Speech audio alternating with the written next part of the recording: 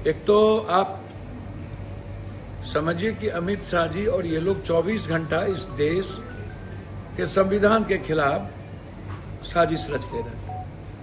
हमारे नेता राहुल गांधी जी और कांग्रेस भ्रष्टाचार के खिलाफ आजीवन सामाजिक और रचनात्मक जीवन में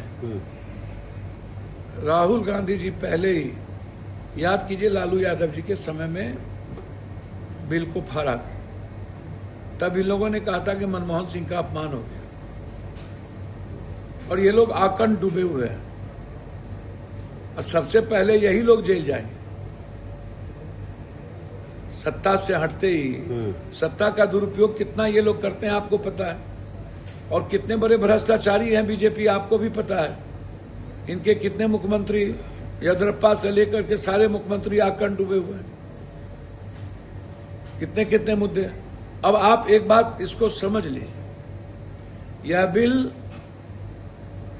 किनको छोड़ना है या किस सरकार को गिराना है। एसआईआर में जब ये घिर गए चारों तरफ और पूरे देश में एसआईआर का मुद्दा आवाज बन गया, और अब ये उसको डाइवर्ट कैसे किया जाए, कैसे मुद्दा को हटाया जाए, इसके लिए यूनियन टेरिटरी बिल बिना सर्वदलीय बैठक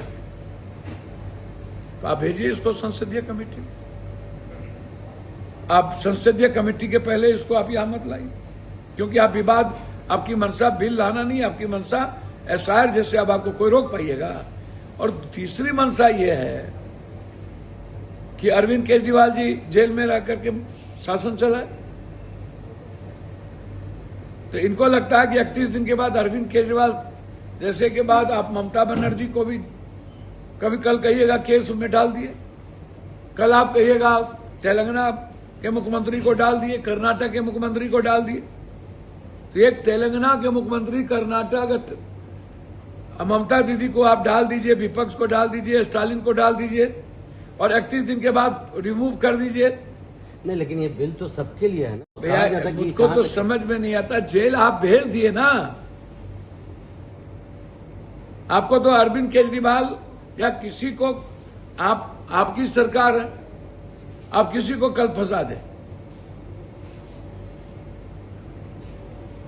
और फंसा करके आप कह रहे 31 दिन, जब हमारे पास प्रावधान है कि 5 साल से 3 साल से ज्यादा सजा यदि किसी को होती है तो उन 72 घंटे के अंदर नैतिकता के आधार पर भी और कानूनता भी खत्म हो जाना है। लेकिन सजा मिलते मिलते तो बहुत समय हो जाता है। मुझको तो समझ में नहीं आता है भैया, ये सजा मिलते समय लग जाता है तो न्यायालय है ना उसके लिए, और उसके लिए आपके चार्जशीट हैं। आप स्पीडी ट्रायल करिए, आप छोड़ दीजिए, पहले आप भ्रष्टाचार के मामले को आप सीरियस लीजिए और स्पीडी ट्रायल करिए। तो आपको शंका है लेकिन कि ये जो बिल है विपक्षी नेताओं को फंसाया जाएगा? बिल्कुल नया कानून बनाने का जो इनकी मंशा है, ये फिर से पिछले दरवाजे से बीजेपी को सत्ता में लाना और अस्थिर करना इनकी मंशा है, जिसका विपक्ष एकजुट होकर मजबूती के साथ जिस भ्रष्टाचार के खिलाफ हमारे नेता राहुल जी और कांग्रेस है, उससे बड़ा विरोध कोई नहीं कर सकता। ये गलत मानसिकता वाली बिल का विरोध हो।